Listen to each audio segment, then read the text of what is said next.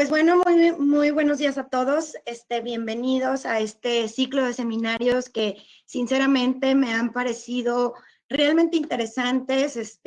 Es toda una producción, primeramente por ustedes, por COA, por Septodont, por Inteligencia Dental, y yo estoy en particular agradecida por ti, Said, por las facilidades que se nos ha brindado, ¿verdad? Para realizar estos temas y para realizar estos webinars. Quiero también, pues felicitar al ponente del día de ayer. La verdad fue una muy excelente ponencia y seminario que nos dio el día de ayer. Entonces, bueno, pues vamos a comenzar el día de hoy. Me presento, gracias Said, soy la doctora Fátima del Muro Casas y efectivamente pues vamos a estar viendo algunos aspectos, ¿verdad? Que se relacionan con el bloqueo anestésico principalmente, y con lo que es el coadyuvante de la terapia analgésica en el consultorio dental. Entonces, pues en ese sentido, nosotros podemos saber que antes de continuar a la cuestión propiamente del dolor, de lo que es el dolor, de cómo se maneja el dolor en el consultorio dental, pues quiero hacerles una pregunta que tiene que ver en realidad con los fármacos. Yo siempre cuando estoy con mis alumnos les digo, a ver, ¿cuál es la diferencia, verdad, entre un fármaco que es de patente y que tiene todo un estudio, ¿verdad? Y un fármaco que es genérico e inclusive que es similar? Entonces, pues a ver, a los asistentes, espero sus respuestas. Me gusta hacerlo un poco interactivo para que pues no se aburran, y pues quisiera iniciar con esa parte porque creo que eso es lo que nos va a dar la pauta de identificar el por qué es importante que un fármaco, una presentación farmacéutica, pues tenga estas características específicas de ser un fármaco de patente a diferente de un similar o un genérico intercambio. Muy bien, entonces pues les comentaba yo, ya que hemos perdido algunos minutos con estas cuestiones técnicas, pues entonces les voy a dar yo la respuesta, pero el hecho de utilizar un fármaco de patente y la diferencia entre un genérico intercambiable y un similar, pues es justamente el vehículo. Yo siempre les comento a los alumnos, a mis ponencias, que no es lo mismo años de estudio, millones de gasto invertido en realmente saber cuál es el vehículo ideal para que nuestro fármaco o nuestra presentación farmacológica llegue realmente a ese receptor específico y antes de llegar al receptor haga su cinética, se absorba y entonces pueda tener un efecto terapéutico, ¿verdad? Entonces, pues esa es la diferencia entre ese fármaco de patente y ese fármaco genérico intercambiable, y aún más diferencias con el similar, porque como su nombre lo dice, además de tener un vehículo completamente distinto de muy baja calidad, pues también tiene que ver con el hecho de que no es la misma formulación, sino que es una molécula distinta y, como su nombre dice, similar. Muy bien, eso nos da la pauta de irnos ahora sí a la definición, ¿verdad?, de lo que es el dolor, porque si ustedes saben, pues el 90% o más de los procedimientos odontológicos pues cursan con dolor, y obviamente el éxito de nuestra anestesia dental pues puede determinar el éxito de nuestro tratamiento en esa consulta dental.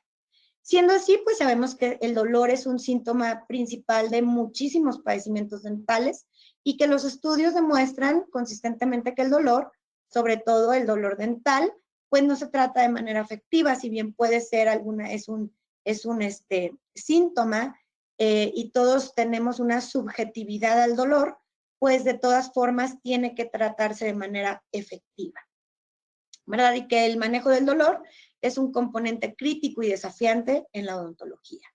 Además, pues la mejora y la eficiencia en el tratamiento va a depender de saber qué tratamientos pues van a ser los más efectivos, saber que también funciona un analgésico y sus efectos adversos asociados, pues va a ser fundamental para la decisión y la toma, ¿verdad?, de esas decisiones clínicas.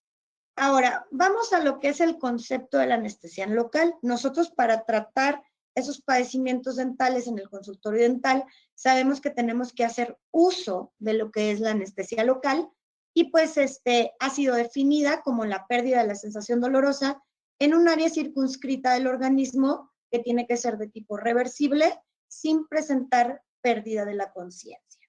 Y pues yo creo que eso es la definición que va a diferenciar de lo que es la anestesia local a lo que es una anestesia general. Ahora, vamos a hablar de cuáles son esas propiedades que necesitamos del anestésico local para que realmente pues nosotros podamos hacer uso de ellos. Si no sabemos cuáles son sus propiedades deseables y hasta indeseables, pues difícilmente vamos a poder ejercer esa toma de decisiones ante estos anestésicos locales, ante estas presentaciones farmacológicas, ¿verdad? Bueno, primeramente sabemos que no debe de ser irritante en los tejidos en donde se va a aplicar, ni tampoco debe de producir alteraciones permanentes en la estructura del nervio. Tiene que tener efectividad, obviamente, y va a tener efectividad en los diferentes tejidos. Va a tener un tiempo de inicio de la anestesia, el cual ese tiempo denominado latencia debe de ser lo más corto posible. Y que la duración de la acción, ahora sí, debe de ser lo suficiente para que se pueda efectuar ese procedimiento y que además, por el contrario, el periodo de recuperación no debe de ser tan prolongado. Porque si hablamos cinéticamente y definimos, ¿verdad?, en ese sentido, cómo debe de ser la absorción, pues necesitamos que ese tiempo de latencia en absorción del anestésico local pues sea lo más rápido posible para que logre llegar a los espacios en donde necesitamos el bloqueo del anestésico y la unión de ese fármaco al receptor hacia su farmacodinámica. Sin embargo, a la par, pues está que debe de haber una suficiente tiempo para que sea el tiempo de trabajo requerido, y además que el periodo de recuperación posteriormente a la duración y al efecto, pues entonces tengamos una recuperación que no sea prolongada, porque eso va a limitar el hecho de la toxicidad, ¿sí? Muy bien. Entonces, pues la anestesia local va a ser causada por esa depresión de la excitación de las terminaciones nerviosas, o lo que es ir inhibiendo paulatinamente el proceso de conducción de los nervios periféricos hasta que finalmente no tengamos esa excitación de las terminaciones nerviosas y por lo tanto haya una depresión, ¿verdad?, de esa excitación. Muy bien, ¿dónde van a actuar? Pues sabemos que el nervio está constituido de todos los tejidos de células, y es ahí donde los fármacos van a ir a los receptores celulares específicos, porque ¿cómo saber, verdad, que el fármaco tiene que ir a ese receptor específico? Bueno, porque el fármaco está diseñado con cierta selectividad y tiene que cumplir cierta afinidad bioquímica y molecular para que entonces pueda ser atraído a ese receptor específico con esas características bioquímicas específicas, para que entonces a través de lo que son las membranas, en este caso de los nervios, pues va a ser el sitio donde los anestésicos van a poder exhibir sus propiedades y finalmente pues unirse a ese receptor que van a estar en las membranas. Regularmente los receptores son proteínas. Ahora, algo importante que ya muchos sabemos, pero no está de más, es recordarlo, es que nunca se inyecta o nunca se infiltra de manera intencional en el anestésico local al interior del nervio, porque sería muy doloroso y puede dañarlo. En vez de tal maniobra, todos sabemos que por eso se deposita el anestésico lo más cerca posible del tronco nervioso. De este modo, el anestésico debe difundir al interior del nervio en donde va a actuar, y así tener pues la anestesia de conducción, la anestesia de infiltración o inclusive hasta la anestesia superficial de piel y mucosas, ¿verdad? Bueno, además pues existe la velocidad, ¿verdad?, de lo que es la difusión, que va a depender de esa concentración del fármaco y su grado de ionización. Esto es muy importante que lo tengan presente, ese grado de ionización, ya que en los fármacos, en lo que es la cinética, ¿sí? Para que un fármaco logre absorberse, tiene que estar no ionizado, ¿sí? Los fármacos que tienen mayor ionizaciones, que tienen, vamos, más cargas o que tienen cargas polares, ya sea positivas o negativas, pues entonces limitan la absorción. Sin embargo, sabemos que los fármacos que tienen grados no ionizados, ¿sí? O muy baja ionización, son los que van a difundir a nuestras capas, ¿verdad? De lo que es la membrana celular, ya que ella pues obviamente es selectiva, nuestra membrana celular, y pues si no tienen cargas, pues más fácilmente van a poder penetrar y que sean moléculas pequeñas, que no sean de gran tamaño y que además tenga afinidad con los lípidos. ¿Por qué? Porque pues nuestra membrana celular de los tejidos es una bicapa fosfolipídica, ¿verdad? Entonces, en ese sentido, pues tiene que cumplir el fármaco esas características. En el caso de las ionizaciones, no voy a entrar en mayor detalle, pero les voy a explicar a grosso modo que existe una fórmula que se llama la ecuación de Henderson-Hasselbalch, entonces, donde ella nos explica y nos dice, habla del pH. Sin embargo, para la cuestión de los fármacos, para poder lograr una absorción o cómo saber si ese fármaco se va a absorber en ese sitio, pues entonces a través de ese pH que tenemos tanto en el fármaco que se denomina pKa, es un valor que el fármaco bioquímicamente lo tiene definido, y a su vez es pues el pH del organismo. Entonces, para que tenga afinidad y que obviamente se pueda absorber con ese fármaco o esa parte no ionizada, pues entonces esa ecuación nos dice ese grado de ionización. Entonces, es importante que sea pues de tipo liposoluble y que además, bueno, que tenga afinidad a las grasas y además que tenga ese grado bajo de ionización, lo más no ionizado posible, ¿sí? Bueno, la cantidad de tejido conjuntivo que hay que penetrar, inclusive, pues puede lentificar o incluso impedir la difusión adecuada del anestésico local en las fibras nerviosas, ¿verdad? Yo les digo siempre, les pongo el ejemplo, no es lo mismo que yo diluya una cucharada de azúcar en una taza de café, que digamos que, no sé, son 50, 75 mililitros, a que yo diluya esa misma cucharada de azúcar en un garrafón de 20 litros, ¿verdad? Entonces ahí, pues la difusión, la cantidad, pues definitivamente, pues se va a ver afectada, ¿sí?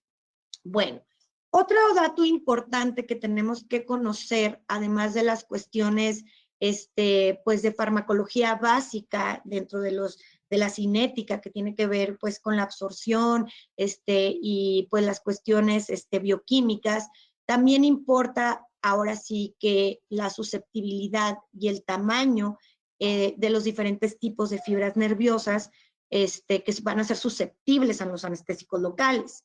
¿Sí? Si nosotros hablamos, el día de ayer, el doctor que me antecedió explicaba la situación de los diferentes tipos de fibras.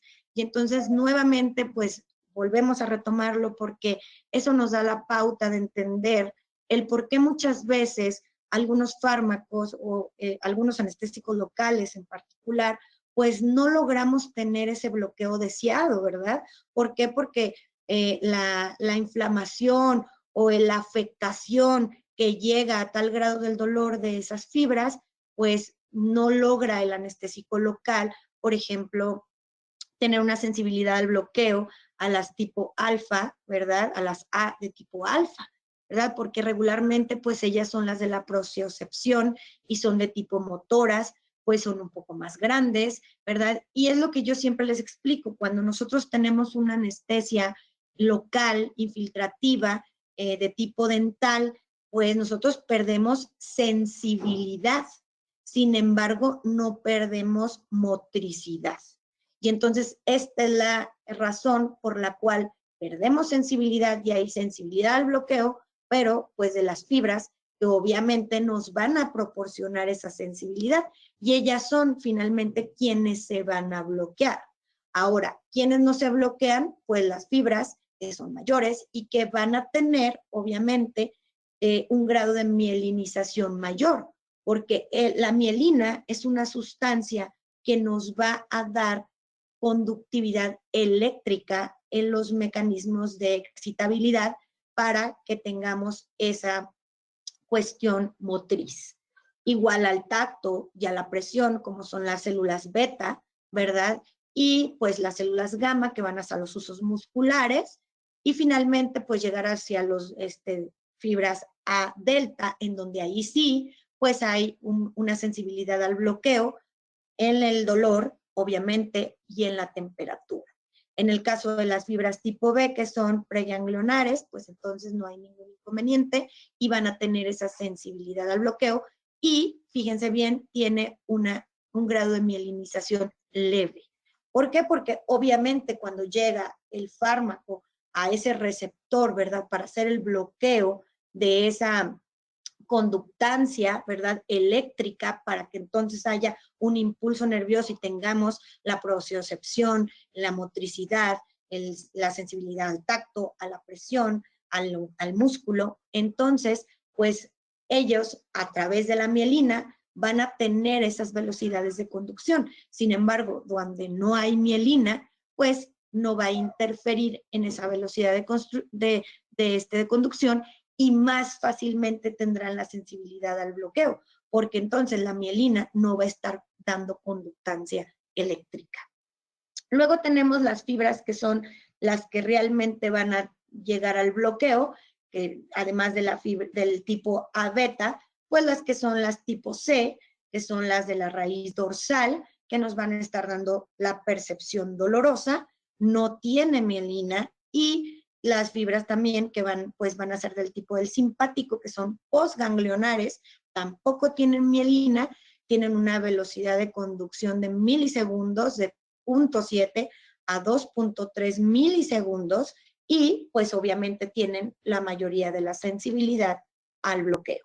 Es importante que entendamos esto, porque la sensación del dolor difuso y pobremente localizado duradero se relaciona con la excitación de las fibras nerviosas aferentes, que precisamente no tienen mielina y son las fibras C. Me gustó mucho esta imagen, la saqué de esta página Arte y Ciencia. Yo siempre comparto porque me gusta estar viendo otras páginas, otros libros, otras cosas. Y a veces tienen mejores imágenes que en otros lados, ¿verdad? En línea. Muy bien. Entonces, a medida que se acercan a la periferia pulpar, ¿sí? Las fibras pierden su recubrimiento mielínico. Asimismo, se van a subdividir repetidamente, formando una red interconectada de fibras nerviosas, que es lo que se denomina el plexo subodontoblástico, o lo que es el plexo de Rashkow.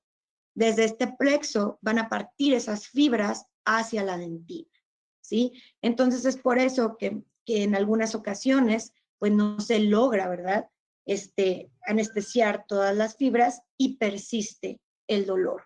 ¿Por qué? Porque no se tiene sensibilidad al bloqueo de todas las fibras, sino pues perderíamos hasta la motricidad. Sin embargo, no es así. Los pacientes nos dicen, sobre todo los pediátricos, ayer lo comentaba el doctor, sobre todo los pediátricos nos dicen, ¿verdad? Oye, siento feo, oye, ¿qué me estás haciendo? Oye, ¿por qué? Porque no tienen dolor, pero no pierden la percepción dolorosa. Gracias. Entonces, el sitio de acción primario, ¿verdad? De dónde van a actuar, ya dijimos, pues en la membrana, pero va a ser en el bloqueo de esa conducción nerviosa, lo que va a ser la disminución de la permeabilidad de los canales de sodio, ¿sí? En un primer momento.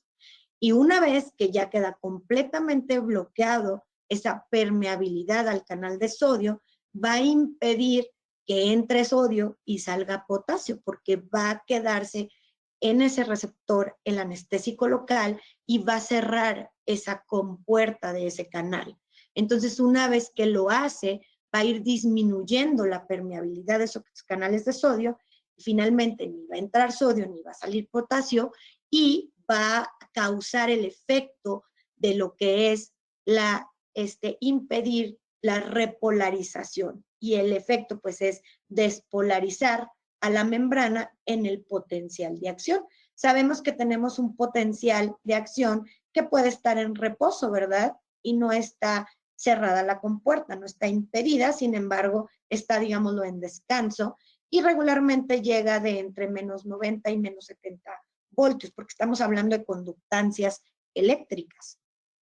Posteriormente a eso, cuando hay una excitabilidad a esa conductancia eléctrica que empiezan a moverse los iones, pues entonces en la periferia, en la membrana del nervio, ¿verdad? Pues entonces aumenta lo que es la depolarización. Y entonces ahí se va aproximadamente a más 30 milivoltios, ¿sí? Y ya entonces está, digamos, el canal abierto. Y luego viene, ahora sí, la repolarización, y entonces viene el potencial de membrana para realizar el efecto de estar intercambiando iones y estar a través de ese intercambio de iones, pues teniendo el potencial de membrana para tener sensibilidad, motricidad, etc. Y esa sería la propagación del impulso. Sin embargo, una vez que llega el anestésico local y bloquea, ¿sí? Pues a ese canal de sodio particularmente, aunque primero le avisó el calcio porque tiene que ver con las cuestiones de intercambio de iones, entonces, pues finalmente logra que el impulso, la propagación del impulso sea cada vez más larga, más larga, más larga, hasta que finalmente no se tenga. Aquí el ejemplo es con mielina porque da la propagación del impulso, pero en las fibras C particularmente y en las A, D, B, beta que nosotros estamos tratando en las cuestiones odontológicas, pues dijimos que no van a tener mielina. Entonces va a ayudar a que el fármaco, en este caso el anestésico local, pues impida esa propagación del impulso.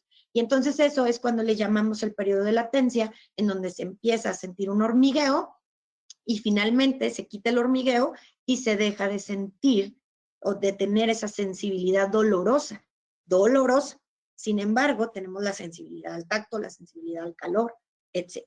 Muy bien. Esta imagen de las fibras es del Katsun, también lo pueden encontrar sin problema en los libros. Ahorita se los pongo al final. Entonces, una vez que tenemos esa noción, pues sabemos que el mecanismo de acción de los anestésicos locales, pues empieza con el desplazamiento, como les dije, de los iones de calcio, de los canales que van a ser receptores de sodio, y luego finalmente, pues bueno, inicia, ¿verdad?, la unión de la molécula del anestésico local a lo que es el sitio receptor en su membrana, para que entonces pueda bloquear el canal de calcio, disminuye la conductancia de sodio, haga una depresión del grado de despolarización eléctrica y finalmente conseguir la falla del umbral del potencial de acción para que falte el desarrollo de la propagación del potencial de acción, y eso lo va a hacer a través del bloqueo del canal de sodio. Finalmente queda bloqueado el canal de sodio. Entonces imaginemos que aquí tenemos nuestra bicapa fosfolipídica, ¿verdad? Y entonces tenemos a una fracción no cargada o lo que es no ionizada y liposoluble, que son las características específicas para que se absorba un fármaco, y entonces en ese sentido llega, se absorbe y entonces se va a distribuir a su receptor específico. ¿Cuál es el receptor? Dijimos, pues, quien chismea el calcio, pero finalmente a quien va a bloquear, pues va a ser al canal de sodio. Los anestésicos locales van a combinar propiedades físico-químicas que le van a permitir atravesar las membranas neuronales con una especificidad estructural, Ambas propiedades son fundamentales y una les permite llegar al sitio de acción, mientras que la otra reconocer un sitio donde el canal de sodio, voltaje dependiente, que va a ser el receptor de este tipo de fármaco. ¿Cuáles son esas propiedades fundamentales de lo que habla? Pues que esté no ionizado y que sea lo más liposoluble posible. ¿Sí? Muy bien. ¿Cuál es la química de los anestésicos locales? Pues los anestésicos locales son bases débiles. Sin embargo, pues ellos son escasamente solubles en agua y son inestables. Sin embargo, pues ellos deben de combinarse con un ácido fuerte para obtener ahora sí lo que es una sal estable y soluble en agua a un pH de 4 a 7, que es el pH que regularmente manejamos en cavidad oral. ¿Sí? Y a eso me refiero cuando esa es la receta secreta de las farmacéuticas. ¿Por qué? Porque en esos vehículos es donde ellos justamente a ese principio activo, en este caso podemos decir articaína, mepivacaína, lidocaína, pues le dan una estabilidad a su molécula a través de esas combinaciones de esos vehículos para hacerlos, en este caso, un ácido fuerte y que sea una sal estable y que además sea soluble en agua y que además sea lo más liposoluble posible y que además sea no ionizado, ¿sí? Y que no afecte ni interfiera con la cuestión de que vaya a irritar al lugar donde se va a aplicar. Y eso tiene que ver, les digo, con la ecuación de Henderson-Hasselbalch que les explicaba, y es por eso porque hay presentaciones, eso es lo que explica el por qué existen presentaciones que son infiltrativas hacia mucosas, infiltrativas hacia, no sé, nervios raquídeos, hacia infiltraciones diversas, ¿verdad? O presentaciones que son únicamente vías orales, ¿sí? O si están en aerosoles. ¿Por qué? Porque tiene que ver el sustrato. Yo siempre les digo, ¿por qué, no sé, la insulina todavía no logra ser vía oral, sino es subcutánea? Porque todavía su molécula no han encontrado ese sustrato para que pueda ser absorbido vía oral.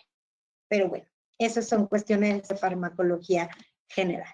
Ok, entonces hablando de la química de los anestésicos locales, pues tenemos a lo que es el grupo aromático con una cadena intermedia, ¿verdad? Que van a ellos estar compartiendo los diferentes tipos y además, pues lo que es la amina secundaria o terciaria terminal, lo que da la diferencia, eso es lo que nos va a estar dando una diferencia entre cada uno de los grupos, porque podrán pertenecer un grupo de fármacos al mismo grupo, pero la diferencia entre estas cadenas terminales, entre sus radicales, pues es lo que hace la diferencia entre un fármaco y otro, aunque pertenezcan al mismo grupo.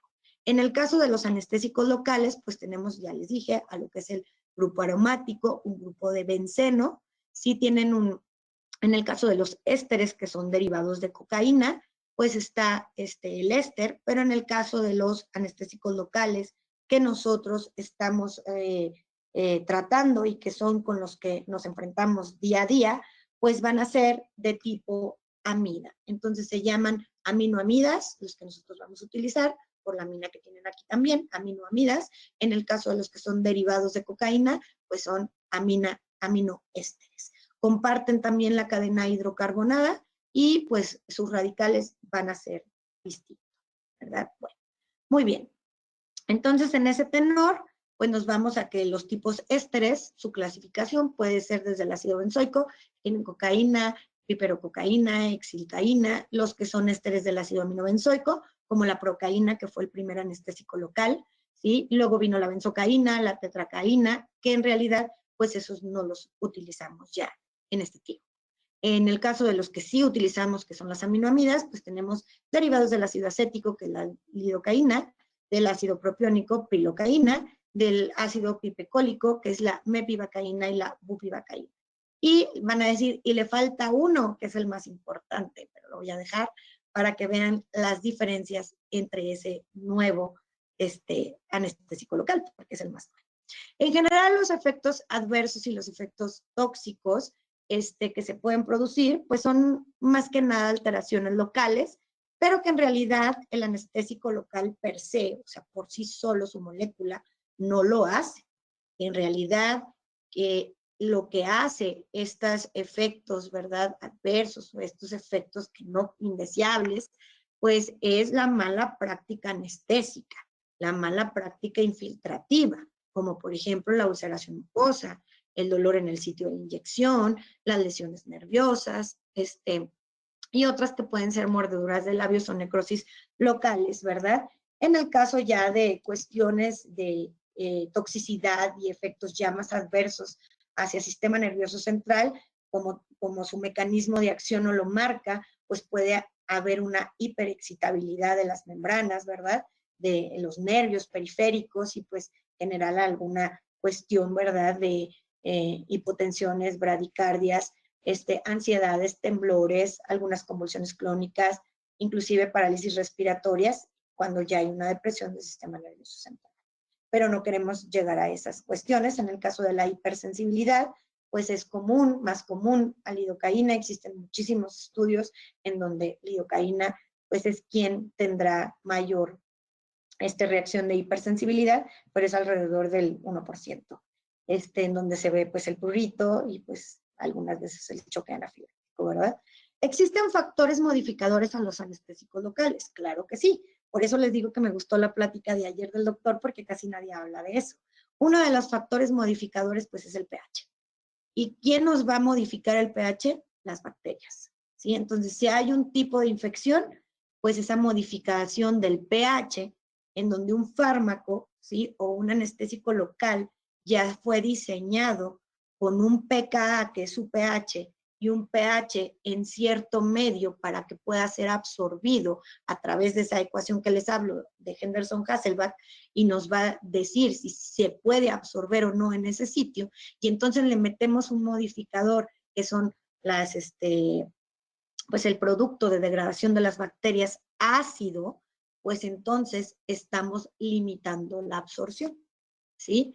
Y entonces, pues obviamente tiene que ver también con cuestiones, ¿verdad?, del embarazo o patologías como las hepatopatías, cuestiones epilépticas, ¿verdad?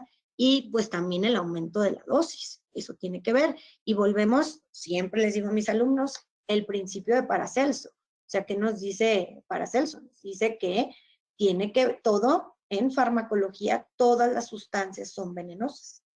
Pero ¿qué los va a diferenciar de que sea veneno o no? La dosis. Ajá, porque él fue acusado del creador de venenos, pero en realidad pues es el padre, ¿no?, de la farmacología. Muy bien.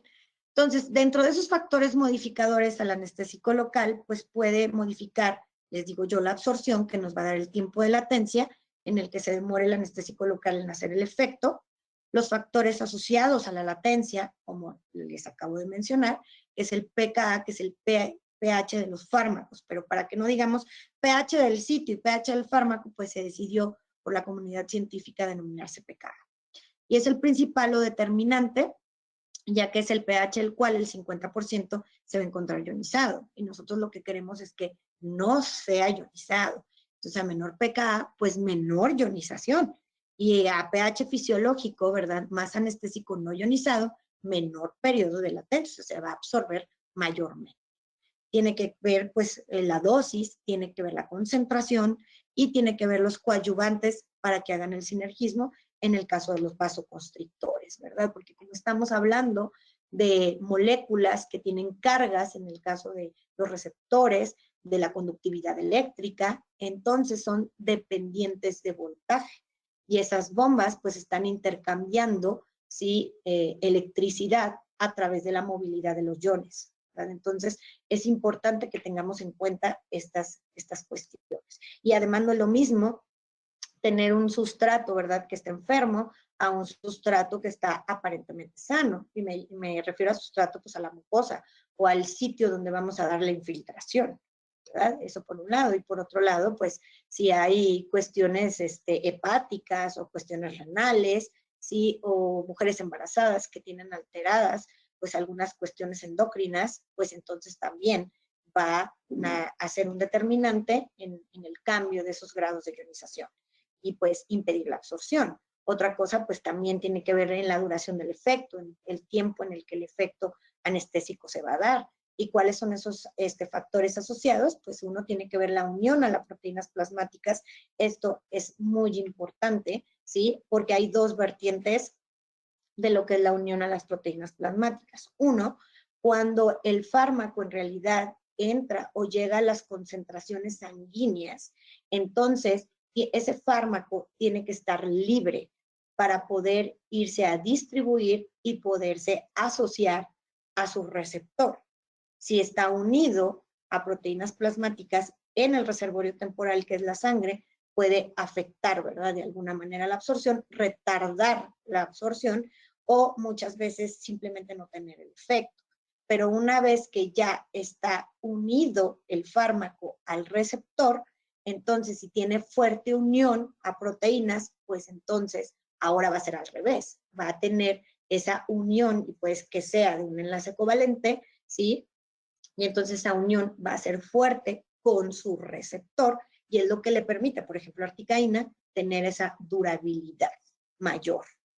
Otra es la cantidad de fármaco utilizada, que es el lugar donde, ¿verdad?, donde también lo vas a aplicar, y la cantidad de fármaco, el uso de los vasoconstrictores, de los coadyuvantes que van a propiciar sinergismo, y pues obviamente la edad y los procesos fisiológicos en paciente, fisiopatológicos. En el caso de la farmacocinética, pues hablamos de la distribución de los anestésicos locales y una vez que se han sido absorbidos, ¿verdad?, el anestésico local en la sangre, se distribuye en el cuerpo hacia todos los tejidos y pues tiene que ver con un periodo del tiempo de vida media.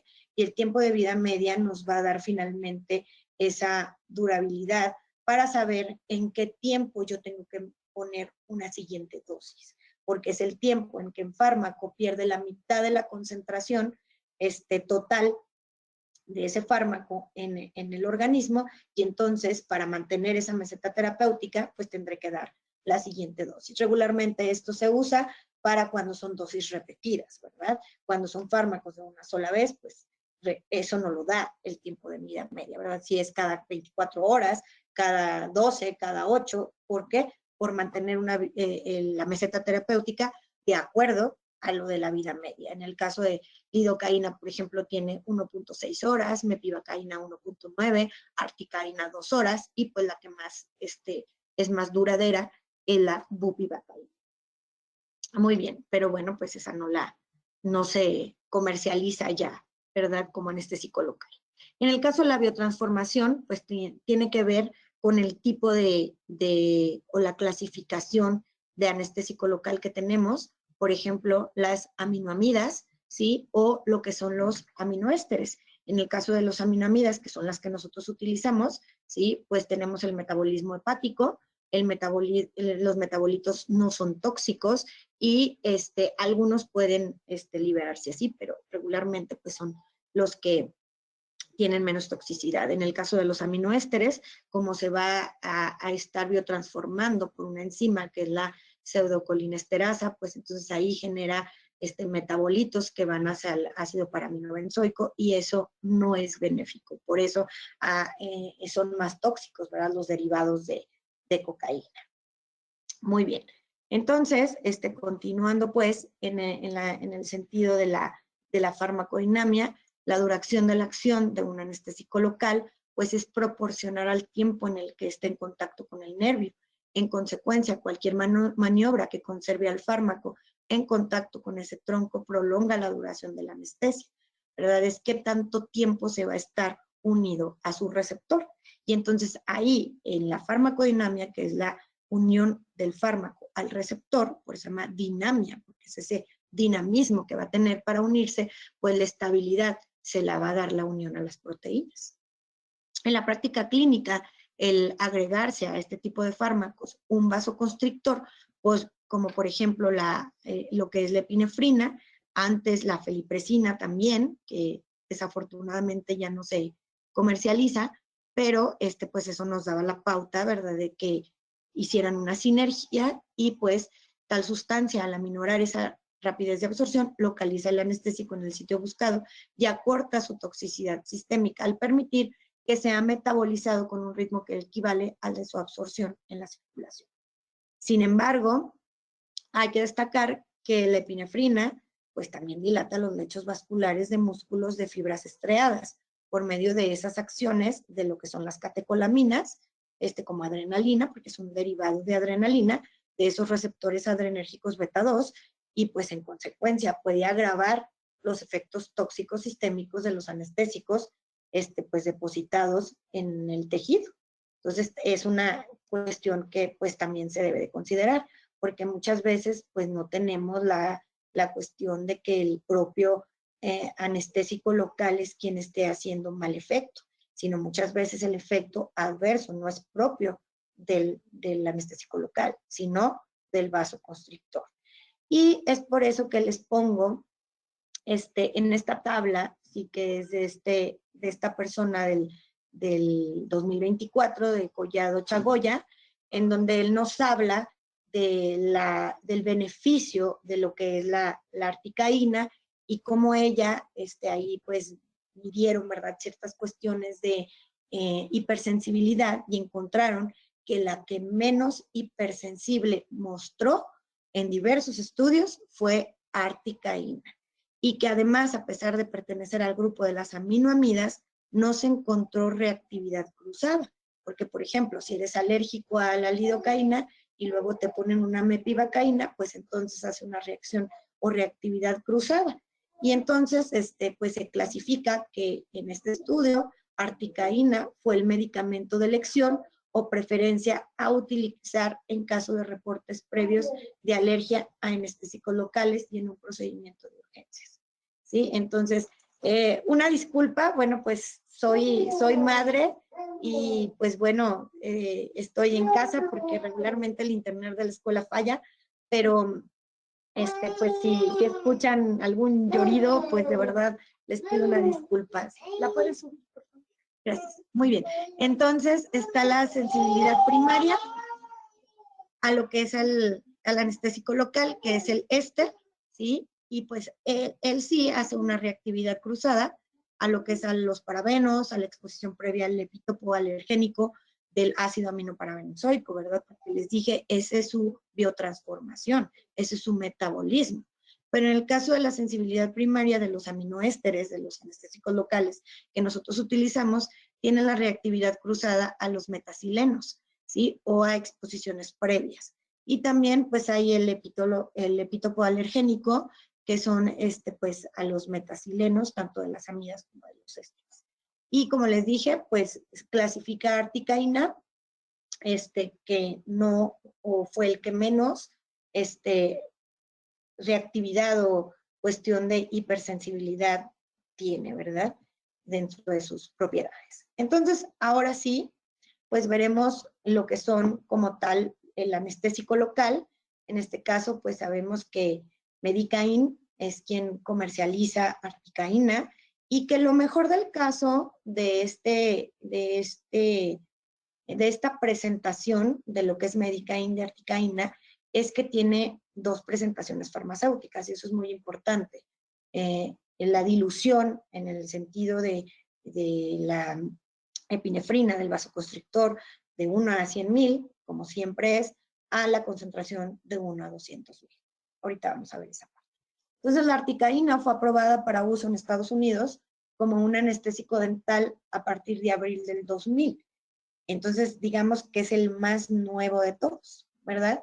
Y está provisto de un tiofeno en vez del anillo de benceno que les había mostrado, así como del grupo éster adicional que se le agrega, por eso sí es una aminoamida, pero tiene características del aminoéster, pero no es derivada de cocaína, sino que le pusieron esos grupos moleculares, grupos funcionales también, para que entonces sea más duradera, pero no tenga los efectos adversos de la cocaína y que además siga siendo una aminoácida. Entonces, ese grupo éster y ese cambio del anillo del benceno por un tiofeno, ¿sí? que se adicionó, está sujeto al metabolismo por las esterasas presentes en el plasma. Y entonces, pues aquí está su molécula, en lugar de tener así los anillitos de benceno, pues está provista de ese tiofeno, y luego además, pues tiene la cuestión de lo que es el grupo éster, que sería pues esta parte, ¿verdad? Entonces, la modificación de este anillo nos sirvió para intensificar la lipofilicidad, o sea, hacerlo más liposoluble. Y por tanto, mejorar la penetración en los tejidos, en tanto que la inclusión del éster da por resultado una semivida plasmática más breve, alrededor de 20 minutos, lo que puede conferir un mejor índice terapéutico con respecto a la toxicidad sistémica. Tales características han llevado al uso generalizado de este anestésico para hacer de la anestesia dental, en la que por lo general se considera que es el más eficaz, ¿verdad? Entonces, pues tenemos esas dos presentaciones, que son la articaína, en concentración con epinefrina de 1 al 100,000, y lo que es articaína medicaín de 1 al 200,000, en donde tiene de tiempo de latencia de 1 a 3 minutos, pero la duración del efecto, obviamente del 1 al 100,000 con epinefrina, lo que le va a dar mayor estabilidad en el receptor y poderse quedar más tiempo sin la propagación del impulso nervioso, prolongando la duración. En el caso de la cuestión pulpar, pues es de 60 a 75 minutos, y en el tejido de 180 a 360 minutos.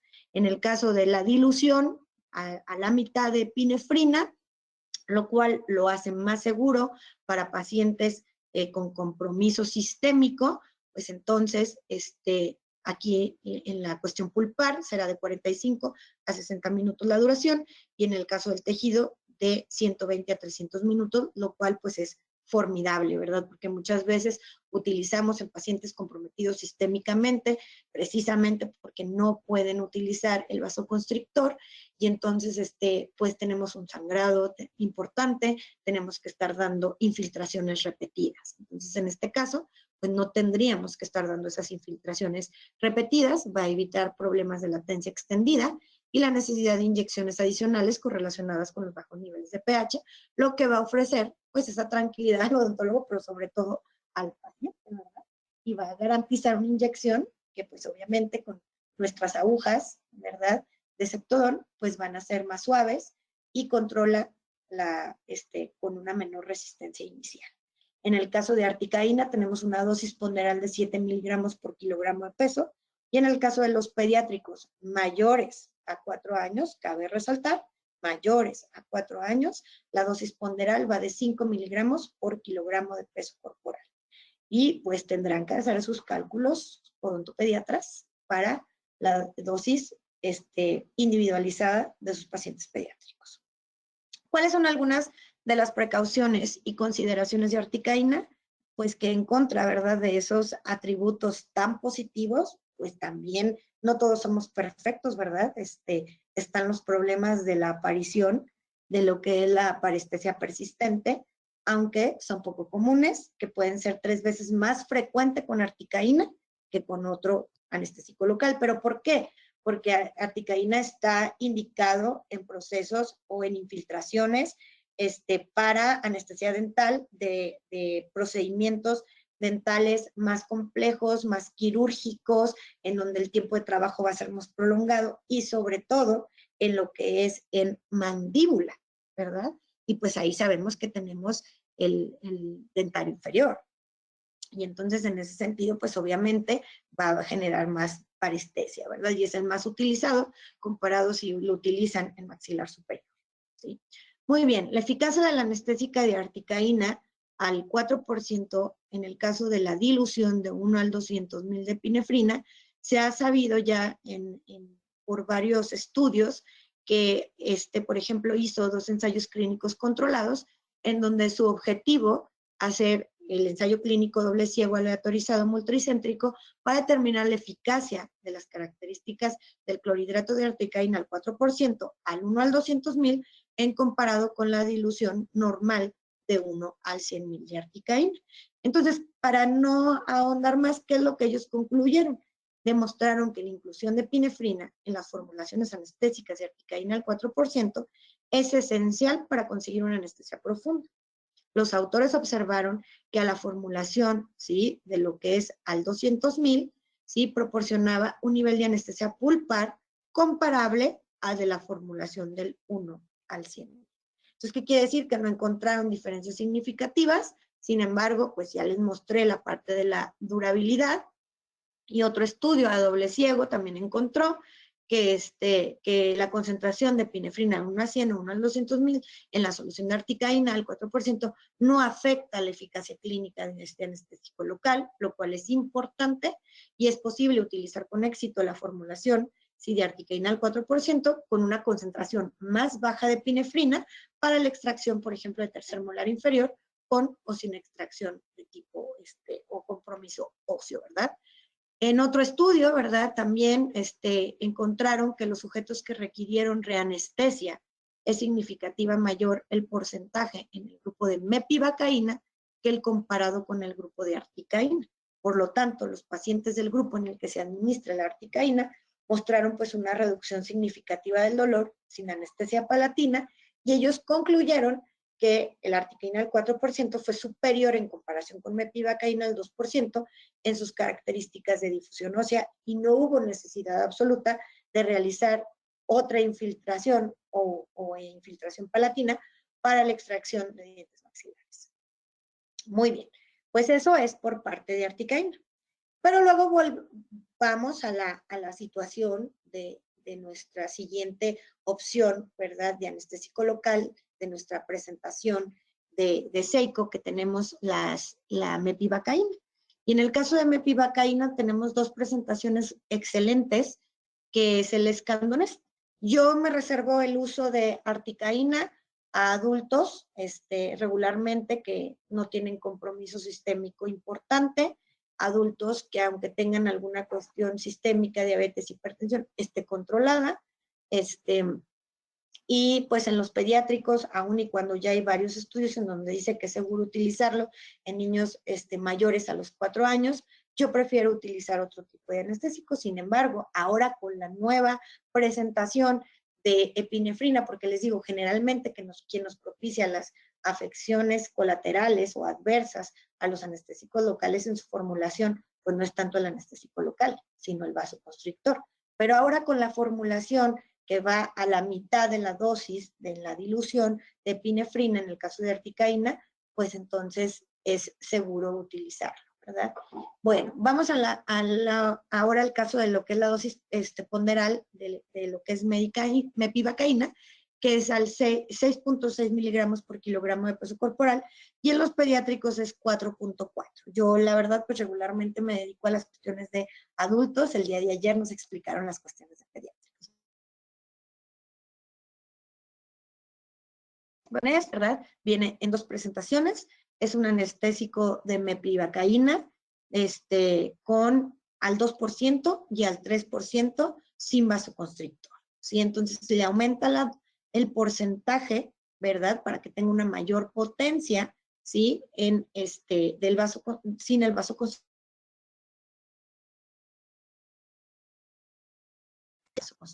Entonces, en este sentido, pues tiene aquí su pH, tiene su tiempo de latencia que va de 2 a 3 minutos, duración en el caso de pulpares, con vasoconstrictor de 60 y en tejido de 120 a 300 minutos. En el caso de la mepivacaína al 3% sin vasoconstrictor, pues tenemos en tejido pulpar la duración de 20 a 40 minutos y en tejido, en otro tejido de 120 a 180 minutos, ¿verdad? El escandonés al 2% es mepivacaína, pero al 2% sí con epinefrina 1 al 100 y tiene 1 hora de efecto en pulpa y 3 horas en tejidos blandos. El escandonés al 3%, sin vasoconstrictor, media hora de efecto en pulpa y 2 horas en tejidos blandos. Y pues es ideal para uso en pacientes sanos y también médicamente comprometidos. ¿De qué va a depender que ustedes elijan articaína o mepivacaína? Pues del tipo del procedimiento que van a realizar, ¿sí? Y pues ya les comentaba también la cuestión sistémica de su paciente y la edad. Precauciones con la mepivacaína es muy importante. Hay una transferencia considerable de mepivacaína a través de la placenta después de una dosis y la proporción de concentración fetal materna es de 0.7.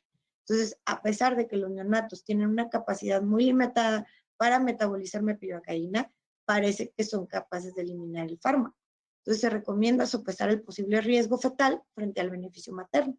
Se desconoce la seguridad del clorhidrato de mepivacaína para la lactancia materna y la medicación debe administrarse pues con precaución. Si está en los primeros semestres del embarazo, pueden evitarla, pero si ya pasó a los últimos semestres, la pueden utilizar, ¿sí? Sin problema. Muy bien. Les digo cuál es la toma de decisiones, que es lo más importante, pues cuál es de corta duración, cuál es de media duración y cuáles son de media a larga duración, y eso les va a dar la pauta para elegir Escandonés, Medicaín 1 al 200,000, Escandonés al 2%, o de larga duración, como es Medicaín 1 al 100,000, ¿verdad?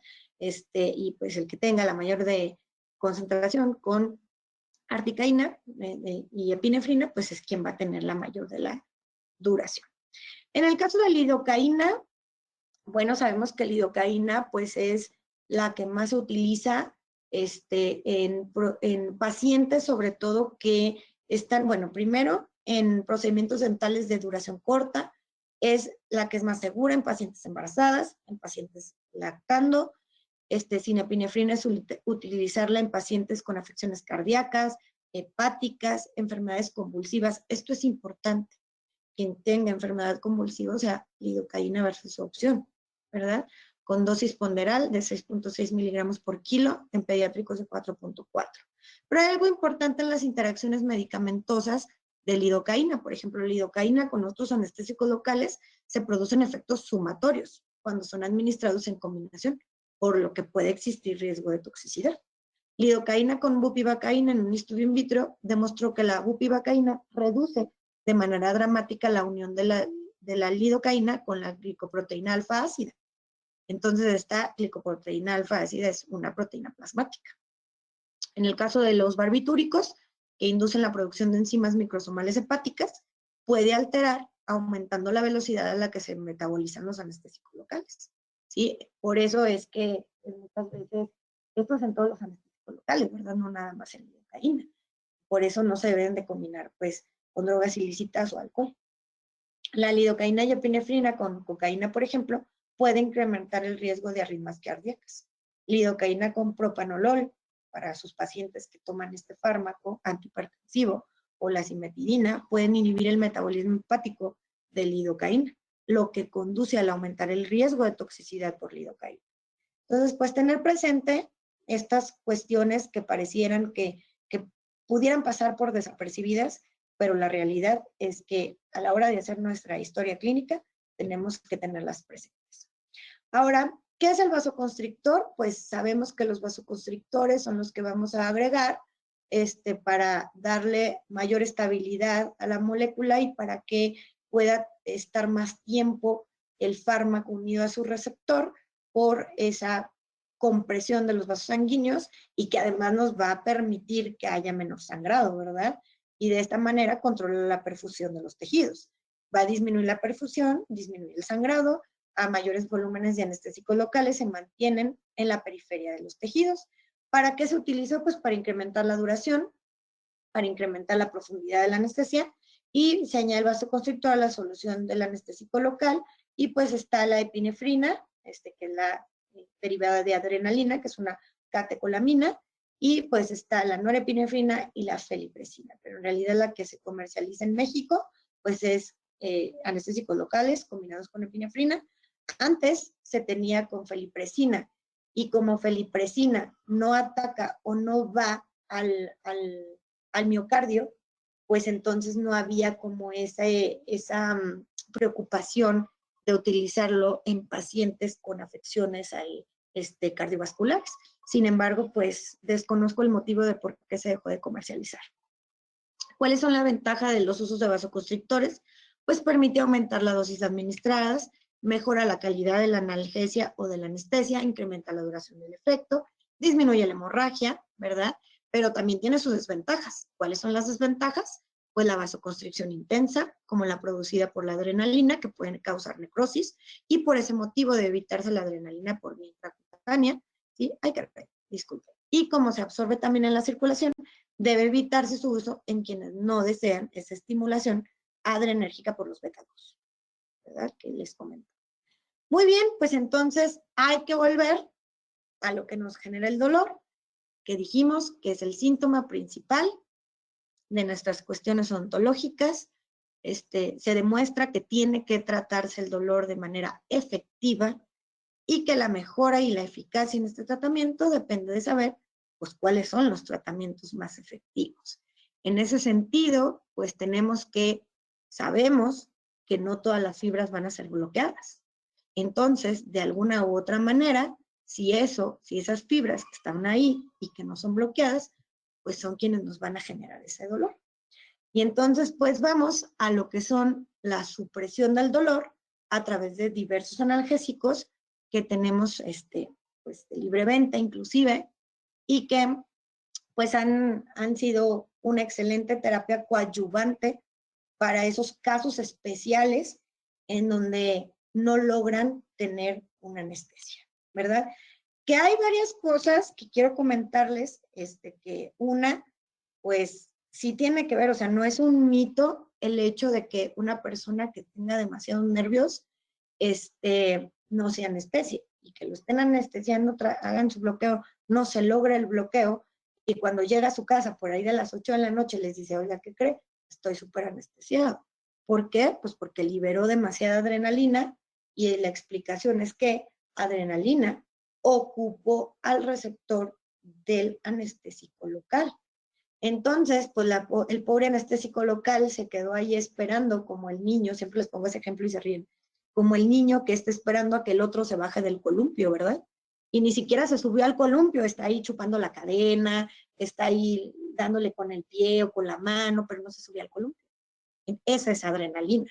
A la hora de que libera demasiada adrenalina, ocupa el lugar del receptor para el anestésico local y no sabemos qué tanto tiempo puede estar ahí hasta que finalmente le baja el estrés, le baja la concentración de adrenalina y por lo tanto, al bajar esa concentración y al metabolizarse, se empiezan a desprender, a desunirse del receptor que va para el anestésico local y es entonces cuando el anestésico local pues puede o tiene la posibilidad de enlazarse o de unirse a su receptor específico en las membranas de los nervios y entonces hacen una reacción tardía, ¿sí? Bueno, entonces, pues vamos a los coadyuvantes. En el caso de los coadyuvantes, sabemos que tenemos mecanismos, ¿verdad?, que nos van a generar el dolor. Dentro de estos mecanismos puede ser traumatismo, puede ser inflamación o puede ser afecciones en los órganos importantes. Entonces, todos esos que nos pueden causar dolor, pues van a liberar finalmente algo que se llama nociceptores. En el caso, por ejemplo, de los traumatismos o de la inflamación, ¿sí?, que puede darse por bacterias también, que están ahí afectando el tejido y esos productos tóxicos de las bacterias pues nos pueden causar la inflamación porque puede ser una inflamación provocada, ¿verdad?, por un riesgo, por un traumatismo o puede ser una inflamación provocada por algunas afecciones de otra naturaleza como son las toxinas de las bacterias, de los microorganismos en general, porque también los virus, los hongos, ¿verdad?, entre otros, ¿verdad? Entonces, eso nos va a generar la liberación de lo que son endoperóxidos cíclicos, ¿verdad? Y de la liberación de prostaglandinas y de todos los mediadores químicos de la inflamación. Y en ese sentido, al reaccionar y al liberarse esos nociceptores, ellos van a viajar a través del asta del hipotálamo a la sustancia gris y entonces ahí en el tálamo vamos a tener esa percepción dolorosa, ahora sí, neuronal. Entonces, pues tenemos que darle una ayudada a los anestésicos locales, que son locales, que van a fibras específicas a través de diferentes tipos de fármacos. Miren, por ejemplo, si hay anestésicos locales, ¿verdad? Hay opiáceos, hay antidepresivos que van hacia ahí, hay inclusive anestésicos que no son locales, que van hacia anestesia general, y entre otros que les voy a comentar en este momento. Y es ahí donde empieza, en realidad, el reto de estar libre de dolor, de estar libre realmente de ayudar al paciente a tener una satisfacción en su servicio dental, en su consultorio dental, a través del control del dolor, ¿verdad? Y entonces, pues tenemos a los anestésicos locales, tenemos algunos analgésicos potentes, que en realidad no son AINES porque no son antiinflamatorios. Y recordemos que los AINES son analgésicos antiinflamatorios de tipo no esteroideo y tampoco son esteroides. Entonces, como no son antiinflamatorios, pues no se consideran que pertenecen a los AINES. Sin embargo, el mecanismo de acción es el mismo. Van hacia el bloqueo de las ciclooxigenasas 2 que derivan, ¿verdad? Pues de todas esas ácido araquidónico de nuestras membranas, al haber una ruptura de esas membranas por alguna situación química de los endoperóxidos tóxicos, por ejemplo, de las bacterias, de los virus, de microorganismos, o por una lesión traumática, ¿verdad? Por un traumatismo.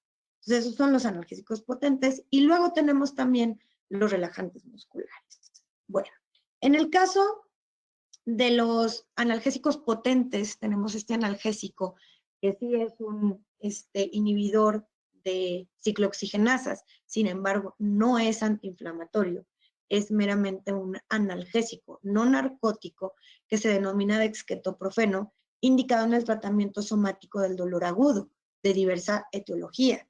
La dosis, pues tenemos las tabletas y tenemos las soluciones inyectables, pero la verdad es que yo, para el manejo del dolor, en el caso en donde les llega, casos específicos, en donde les llega un paciente que recibió un traumatismo jugando fútbol, le dieron una pata en la cara, o básquetbol, le dieron un codazo, se mordió, a la hora de que se mordió, pues obviamente se lleva lengua, pero fractura al órgano dentario, y la fractura es vertical en uno de los conductos, ¿verdad? De los nervios de algún molar, y entonces tiene un dolor tan intenso que con el anestésico local no fue suficiente para bloquear esas fibras A, ¿verdad? De tipo alfa, en donde están completamente revestidas de mielina, y entonces pues se requiere de una intervención de un analgésico potente como es el de este tipo, que es el dexketoprofeno, que es una solución inyectable de 50 miligramos, contenida en 2 mililitros, y pues van a aplicarla, ¿sí? A la vez de que después preparan todo para hacer su anestesia local. Y entonces el paciente pues ya va a estar con ese dolor exacerbado que tenía, va a estar controlado a la vez de que ustedes utilizan su anestésico local. Entonces, esta es una alternativa como coadyuvante en ese tipo de casos, de ese dolor agudo provocado regularmente por esos traumatismos, en el caso de la odontología, ¿verdad? Y también tenemos otro, que es importante, que es la orfenadrina. Bueno, antes de ir a orfenadrina, ya sé por qué puse esa imagen, pues vienen lo que es los relajantes musculares. Acuérdense que los relajantes musculares, tenemos dos tipos de relajantes musculares.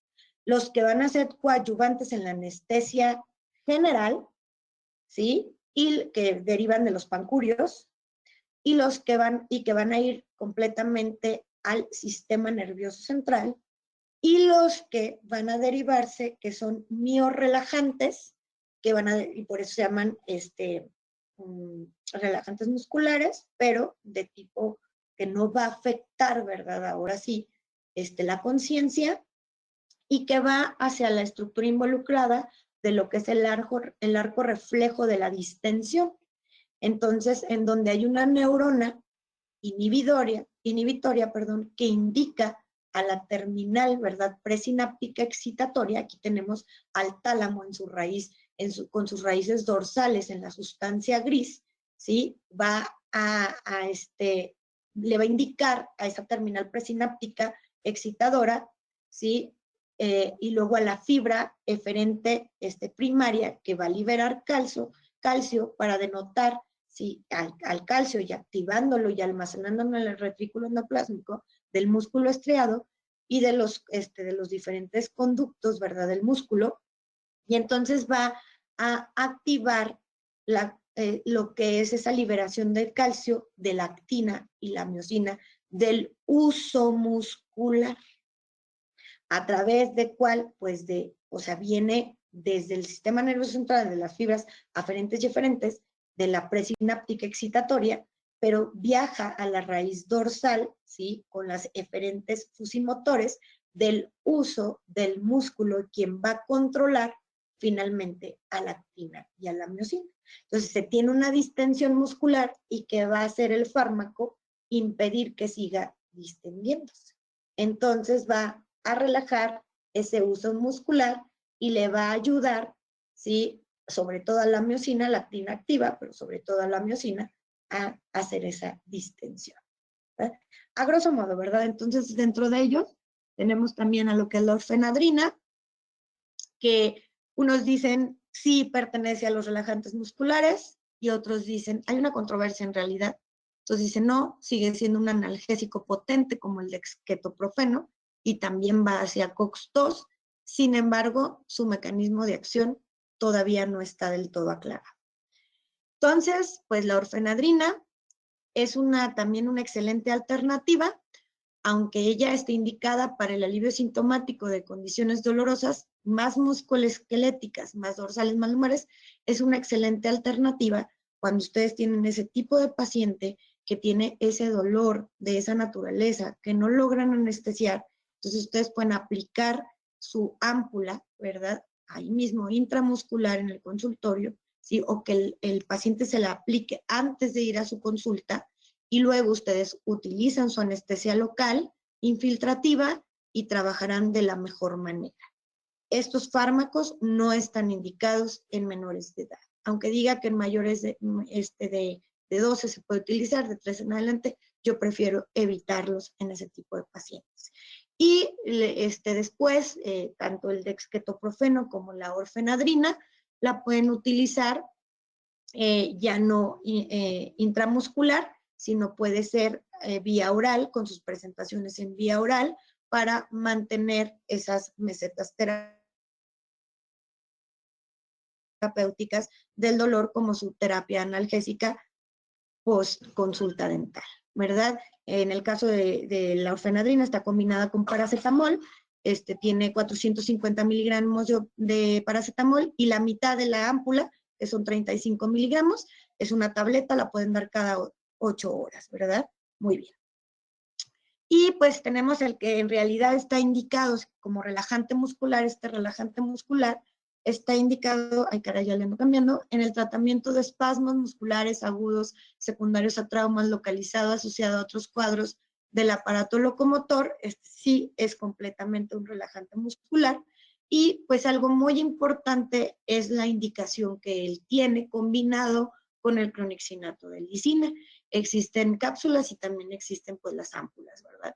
Entonces, este fármaco, pues la verdad es que sí, como miorrelajante para aquellos pacientes que tengan afecciones, ¿verdad?, de que no puedan abrir tanto la boca, que tengan trismus, pues extracción dental, que tengan dificultades a la anestesia, pues es otra de las alternativas. La dosis habitual, pues está dos tipos de comercializadoras, y pues las contraindicaciones es en arritmias, alteraciones de la conducción cardíaca, ¿sí?, cuestiones cardiovasculares, ¿verdad?, hipertiroidismo o úlceras o hemorragias gastrointestinales, ¿verdad?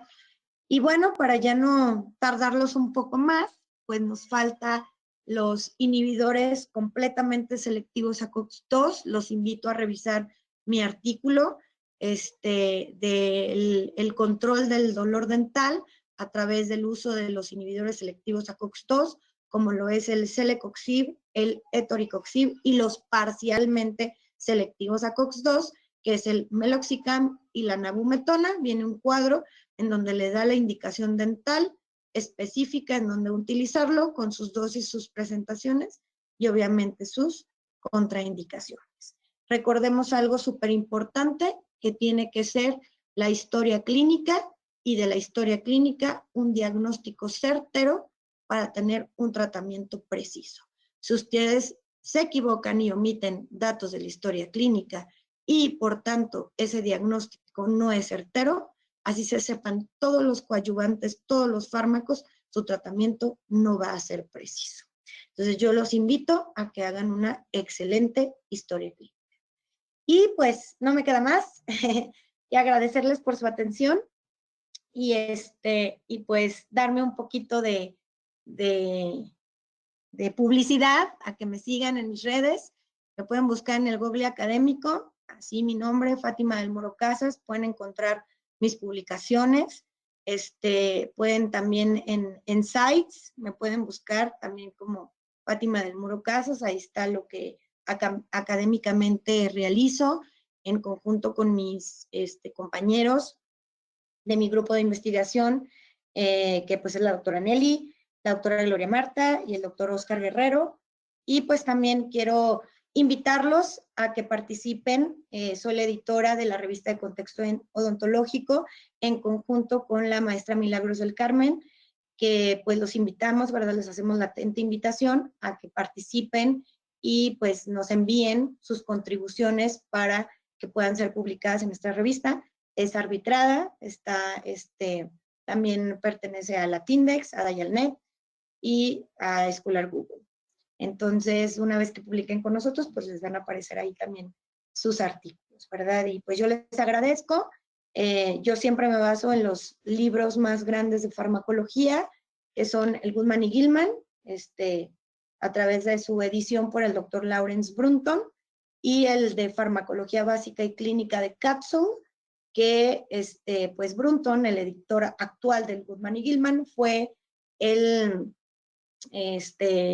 alumno de Capsule. Entonces, pues bueno, ¿verdad? El de Jesús Flores, el español de farmacología humana, también es muy bueno. Y pues aquí les presento al doctor Brunton y al doctor Lawrence, editores del Goodman y Gilman, y pues a mi mentora, ¿verdad? Siempre, la doctora Patricia Yahuaca. Y pues de mi parte, pues sería todo. Muchísimas gracias.